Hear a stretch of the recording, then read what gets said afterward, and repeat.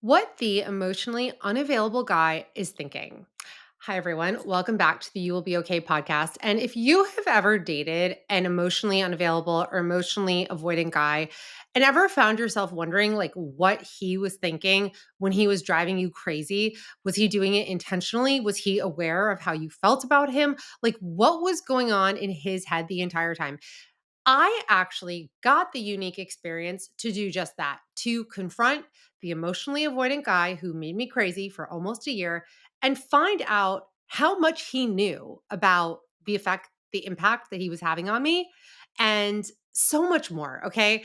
This is going to be a really good episode, and this is going to shed so much light on what's really going on. So, hopefully, if you've ever been in this situation or if you're in it now, I can give you the gift of clarity so that you can move forward and actually get the love that you want and deserve. Okay, so I'm going to start by telling you the story of what happened, and then we'll look at what it all means. And then we'll put it all together and just talk about the emotionally unavailable guy overall and look at the psychology behind what's going on in his head. Yes, this will be another Kevin the Damage Case episode. For those of you who've been following me for a while, you know all about him. If you've read my book, Detached, he was in the prologue.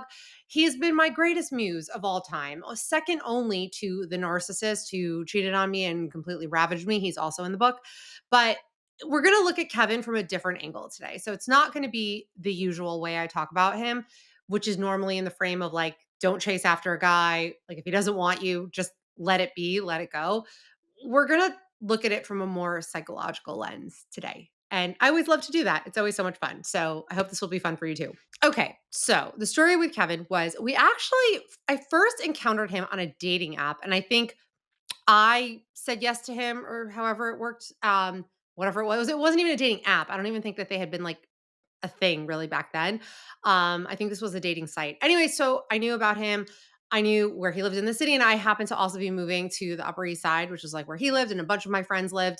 And so he didn't like respond to anything on the dating site. Already, we're off to a rocky foundation here. So I had inquired about him to a mutual friend, to a mutual guy friend, and the guy was like, "Oh, like I'll set you guys up. I think you guys would be great together." And so he called Kevin and he was like, "Yeah, he's like super interested in meeting you." And I was like, "Okay, great, amazing." So Kevin and I had a lot of mutual friends in the area where we lived in the city. So I had mentioned to some of my girlfriends that I was going to be going on a date with him.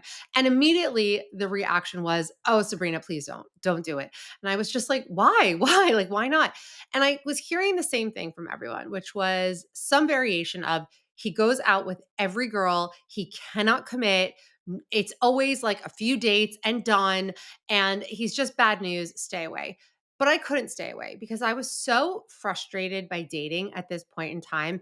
The guys that I was meeting or meeting on the sites, and there was just no one out there. And the guys that I was going out with were, not to sound pretentious here, but like beneath me. They were so just, like nerdy and just not cool and not ambitious.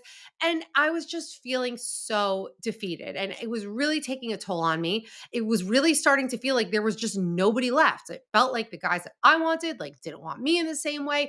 Actually, even at that point in time, I wasn't even finding anybody I wanted. I couldn't even get to that level. So I was feeling so frustrated. So you can imagine that Kevin, who was tall and charming and successful, he seemed like a lifeline. And so I kind of didn't want to hear what anyone else had to say. I was like, no, I want to go out with somebody that I'm excited about going on a date with.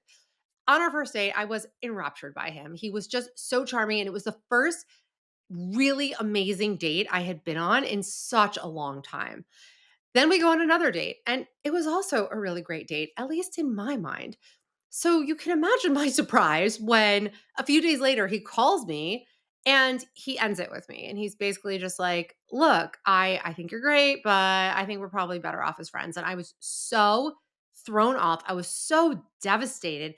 It was just it felt cruel. It felt cruel. It felt like God, the universe. It felt like everything was conspiring against me. Like, why? Why is this so hard? Okay, but now of course, I at this point in time, me being the overly attached version of myself that I was back then, I couldn't let it go and I wouldn't let it go. I was like, he's made some sort of grave mistake. He's going to come to his senses.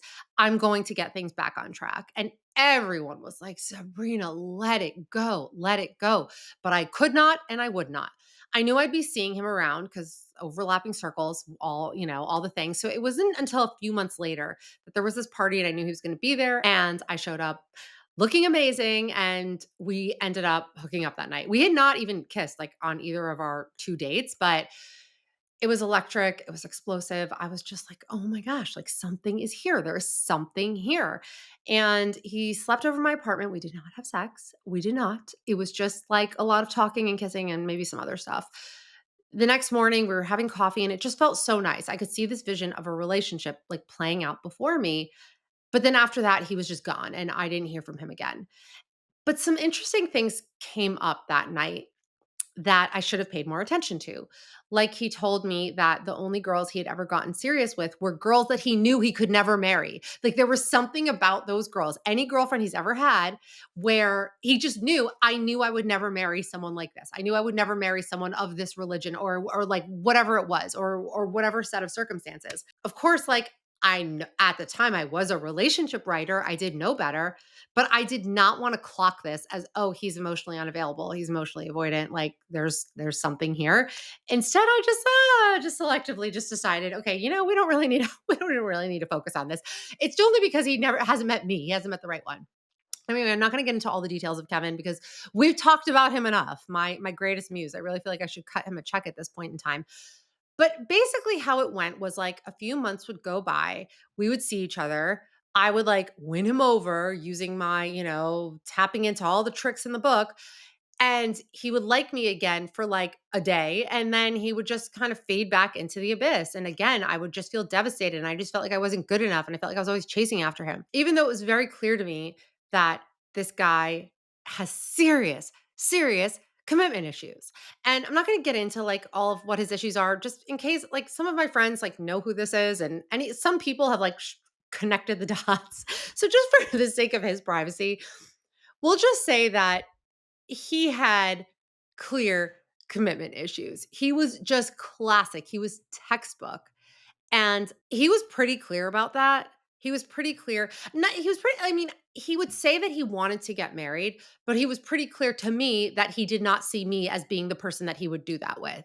Right. And it turned out no girl was the person to do that with because, yeah, he's basically exactly where I left him all these years later. But I was not registering. And instead, it was just so frustrating. It was frustrating, but like at the same time, I was doing it to myself. Okay, I don't want to get too lost in the weeds here. There's so much we could say. I could write a novel just about him. So then I had my infamous summer of me. And what really kicked it off was at the beginning of the summer, me and a bunch of my friends, like we all went to the Hamptons and got a house. And he was also like part of that. I think there was like a bunch of us in two houses and he was there too. And I basically spent the entire time like lusting after him. And he was also staring at me, but nothing was happening. And I was like flirting with other guys to make him jealous. And he would get very jealous. But again, I'm like, but like if you're jealous, like you could have me if you wanted me. And then finally, a really good friend of his sat me down and was like, Sabrina, he likes you. Okay. Like he likes you. And I was like, oh my gosh, like he likes me. He really does. And she was like, but he cannot commit. He cannot commit. So what does it matter? This kind of snapped me out of it. And it really kicked off my summer of me where I decided I would never, ever behave this way again with another man ever. And then I had another slip up like soon after that, which I write about in the prologue of my book, Detached, How to Let Go, Heal, and Become Irresistible. But then after that, I really got myself in order and I think I did an episode on the summer of me. I did. There's another episode on this podcast about the summer of me and what I did to really transform myself within an 8-week time frame. And this is after about a decade of work, but it was a period of time where I really, really implemented and became who I always wanted to be. Right. So by the end of the summer, I started dating the man who is now my husband. He was a high school ex-boyfriend of mine. And I have another episode all about, and maybe if I can remember, I will link these other episodes in the show notes because if you just like want to know more in the little telenovela that was my life once upon a time. Anyway, he was an ex-boyfriend from high school. We'd run into each other every so often we would run into each other. He never had a desire to date me. And then all of a sudden he did. When me and my husband were dating, a funny thing started to happen. Like all of these open loops started to close. And one by one, like these guys, either that I had dated in the past or guys who I wanted to date, but were like unsure about me. And that's something that would happen a lot at that point in time, where guys would just be like, like on the fence about me. This is before I was detached, before I was magnetic, before I was really in touch with my sense of worth. And one by one, I mean, there was one guy in particular who I had a huge crush on him. And I know that that's so silly to say, like, because I was 29 at the time, but I did. I just had a huge crush on him. He was so cute. He was like gorgeous, amazing body, like in shape, successful. And my friends would always tell me, and I always tell my clients like not to take so much advice from their friends. Most of the time it's because they steer you in the wrong direction. But my friends like really nailed it with him and also with Kevin. And they were like, "Sabrina, he's too stupid for you. Like you're deep. You need somebody smart." And I didn't want to hear it. I was just so blinded by his physical beauty. So I didn't want to hear it. But anyway, I remember there was one conversation that I had with him and he said something and I was like, "Oh my god, that is the most moronic thing I've ever heard. This guy is such an idiot." And that's it. Like the spell was broken. So that kind of kept happening. And I knew the grand finale was going to be Kevin. I just felt it. Like I felt it in my bones.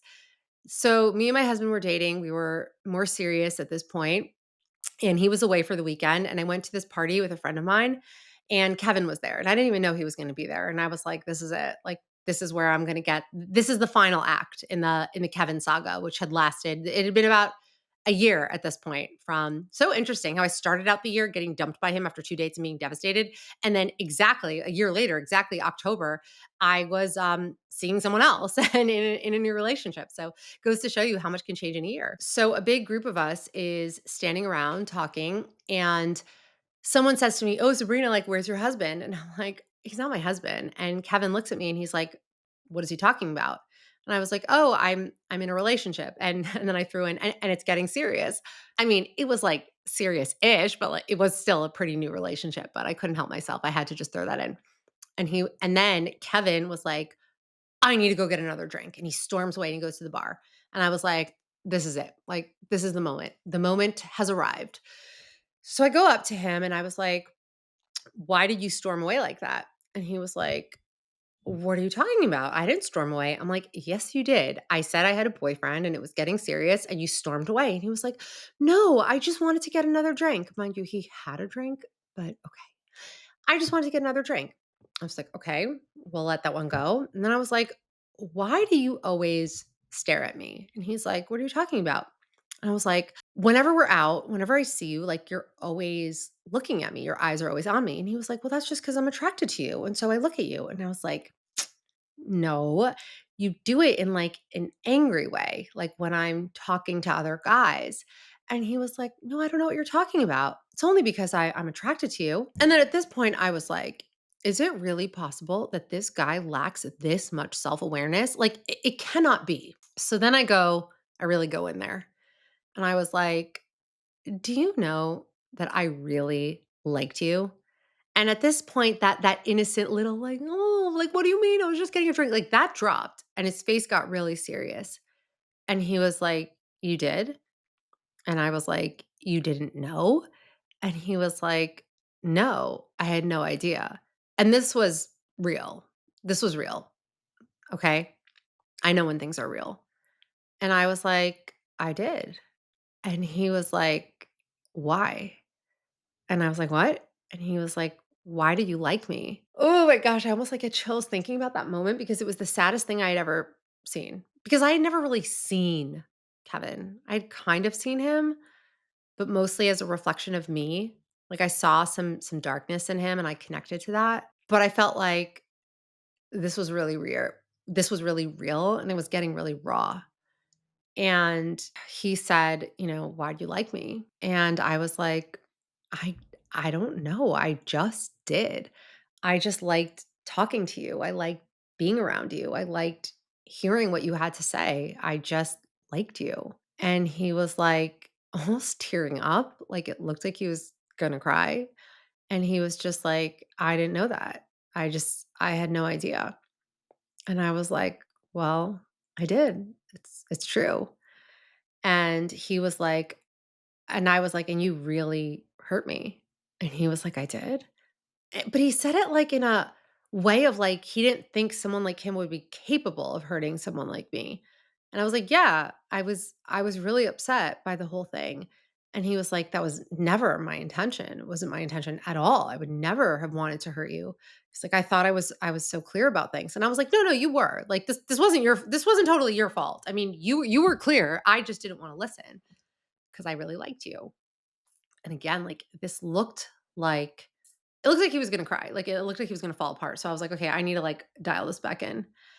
And I was like, "Look, I mean, I'm glad. I think that things worked out the way they were meant to." And he was like, "I'm so sorry that I did that to you." And I was like, I'm also sorry that I did that to me because it wasn't just you, it was also me. Like, don't worry, don't feel bad about it. All's well that ends well. I'm happy. I've moved on." And that was it. And then the book on that was so closed and so complete. Like so complete to the point I don't maybe I saw him once or twice after that. And then that was it. I think the next time I saw him, I was like pregnant with I was at a wedding and I was like pregnant with my second child. And again, even though I'm like a big 9-month pregnant whale, he was just kind of had this sadness in his eyes when he saw me. And he was like, "Oh, like you're married and having babies now." Okay, so that's the story, right? But what can we learn from this? And what you can learn from this is that the guy who is emotionally unavailable, a lot of the time, he's not a narcissist or a sociopath. And if you want to talk about narcissists, we can talk about that because I have another guy, another story time on that. I think I did do an episode on narcissists, but I would love to dive into that more. It's not always that. A lot of the time, he is very much emotionally damaged and he cannot see beyond that damage. And that's what happened in this case. I just couldn't see it because I was too attached to winning him over and to getting him to choose me that I couldn't fully see him for who he was. I was really kind of choosing to only see what I wanted to see. But most of the time, and when I posted this story on TikTok like a while back, obviously a very shortened version, everyone's like, "Oh, he knew, he knew, he knew." I do not believe that he knew. I do not. I don't believe that he felt that somebody could ever know the real him and really like the real him, which is very much in alignment with having an avoidant attachment style. Because Kevin was very good. Did I just put his name in quotes? Yes, because obviously it's not his real name. Kevin was very good at being charming. He had so much charisma that you would never know that there was any like pain underneath that, but beneath that was so much hurt and pain. And the sad thing is he was never really willing to work through it, and so he couldn't see beyond it. Like to the point where he couldn't see what everyone saw, which was I was like this puppy that was starving for his love. This was shocking to him. The signs were all there. I just didn't want to see them. So let's look a little bit deeper at emotionally unavailable men in general and how they operate. And I am going to be doing more episodes on attachment style. Obviously, this is something that I cover a lot in my book, Detached, because detached, we talk a lot about what it is to be attached and unhealthily attached. But typically, people with avoidant attachment styles, they want relationships, they want connection, but when it emerges, when they're in a position where they have to be a bit vulnerable, then that fear kicks in and they're scared that their real self will be rejected or they're scared that they'll lose themselves in a relationship. Because growing up, they typically learned that they can't rely on anyone. It's not safe to trust other people. I have to only rely on myself. And so that's the fear. That's the baseline they come back to. So the emotionally unavailable guy is not usually aware of his impact. He is in survival mode. It's not that he's intentionally cold or manipulative, it's that he is dysregulated. So when intimacy or vulnerability trigger them, their internal system says, dangerous, this is not safe. And so they back away. And this is why with the sad thing with him, and maybe you've seen this with any of the Kevins in your life, is that he didn't know why he would just feel this urge to like run away after a few dates. Like he did it to me and he's done it to tons of other people. I mean, even after I got married, a lot of my friends went on dates with him. They always asked me for permission first. And I was like, go ahead, like give it your best. And he didn't really understand. And I think it's because with any woman that he did feel a connection with. I think and he absolutely had that with me in that there were moments of real vulnerability. And I think that felt very threatening and very scary, but he couldn't like put a name onto what was happening. The emotionally unavailable guy is not typically thinking, "Oh, I'm going to ghost her." Instead, he's thinking, "This is too much. I'm suffocated. I need to breathe." It's survival instinct. It's not so much about thinking about you in those moments because he's not. We don't think about anybody else when we're in that survival mode. And what by survival mode, I mean these are behaviors that he adapted. I mean, all of us have our survival modes, but it's behaviors that we adapt when we were very young and we needed our caregivers to survive. And we learned to be a certain way in order to get our needs met. And so the emotionally avoidant person, maybe their parent was overly critical. Maybe they were just taught that, independence was the only thing to value. Or maybe their parents were just so emotionally, physically neglectful. They learned, I cannot rely on them. I have to rely on me. And so that's a survival instinct. Because as kids, we literally need our parents to survive. If you stop taking care of a child, they will die. As adults, obviously, we have our own jobs, we have our own money. We don't need our parents to survive anymore. But those instincts remain unless you get in there and do some of that inner work, the subconscious work, and bring it to the conscious so you can process it. A lot of the time, the emotionally avoidant guy equates intimacy with loss of control. They may want love very much, and they say they do, and they think they do. I don't think he was lying when he said he wants to get married and have kids, but they also crave emotional safety. And these two things feel mutually exclusive. So while you're thinking, why won't he open up? He's thinking, if I open up, I'm going to lose myself. So this is why that push pull dynamic happens because he's drawn to you because you offer that connection. But once he feels it, he subconsciously runs because it feels like danger. Most of the time, they've never seen what real emotional intimacy looks like. He may never have seen a model of emotional reciprocity. And this might cause him to misinterpret things. He might misinterpret your vulnerability as pressure. He might interpret your needs as demands. And again, there's that fear of losing himself. And he might mistake intensity for control. Number four is he's acting out of wounds that he doesn't recognize. This is why you absolutely can have a relationship with somebody who's a little bit more avoidant, but it has to be someone who is very self aware and is actively working on themselves. Otherwise, it's just a disaster. So, underneath the emotional unavailability is often a lot of shame about not being enough, shame about needing anyone. Maybe, again, that probably goes back to childhood, and shame about being seen too deeply. And that shame breeds avoidance. And avoidance breeds inconsistency, which is what makes you feel so crazy when you're in a relationship with someone like that. It could also be that he's not bad, he's just not ready. And this is much more common with men than women. If a man is not ready to be in a relationship, he just will not be in a relationship. And it doesn't matter how incredible you are. It's not about that. It's not about you at all. It's just about the fact that he doesn't have the bandwidth for the emotional intensity, the emotional demands of being in a relationship. Okay, now I know everyone's going to get people, not everyone. I know people are going to yell at me and say I'm being an apologist or whatever, but I'm not. I'm just being an empathizer and an explainer. And I am someone that also tends to run a little bit emotionally avoidant, which is another important point. A lot of the time, if you find that you are only attracting emotionally avoidant partners and you're only attracted to emotionally avoidant partners, it's because you are also emotionally avoidant in your own ways. Now, you might want a relationship very much, but if you are afraid of getting hurt, if you are afraid of really being seen, if you are afraid that you're going to end up alone, then that fear will override the desire and it will cause you to self sabotage and that you will go for people, you will go for guys who are unavailable because it's safe in a way, because it confirms the way that you already feel about yourself. Do you catch all that? The subconscious mind is always looking to prove itself right. Your power here is in realizing that understanding it doesn't excuse it. It just means that you stop taking all this so personally. I took the Kevin thing so personally until I realized it wasn't anything about me. It was him. The part that was stupid on my part was that I just kept signing myself up for more, like for more, no matter how painful it was. It was just the most masochistic period in my life. His unavailability says nothing about your worthiness. It is about his capacity or lack thereof. And when you detach with compassion, that's how you reclaim your peace. And above all, you have to stop trying to fix him You can't fix him. He has to want to fix himself. And if he does and he's actively doing that, then maybe you can have a successful relationship. But if he's not, then it's just typically ends in disaster. I see this time and time again with my clients.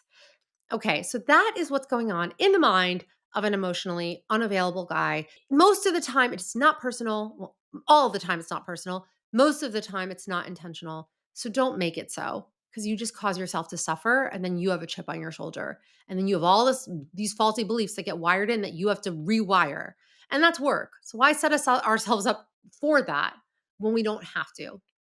I hope you enjoyed this episode. If so, please remember to like if you're on YouTube, leave a comment if you're on YouTube or Spotify. Please rate and review. I can't stress enough how important this is. I would love for this podcast to keep growing, keep spreading the word to more people who need to hear it so that they can take control of their lives and get the love that they want and deserve.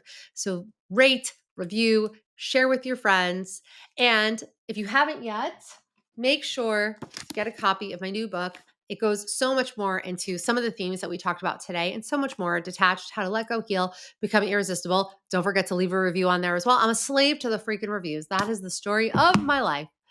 And if you want to learn more about how you can work with me, check out my website, sabrinabendori.com. I will link everything in the show notes. Thanks for being here, and I will see you next time.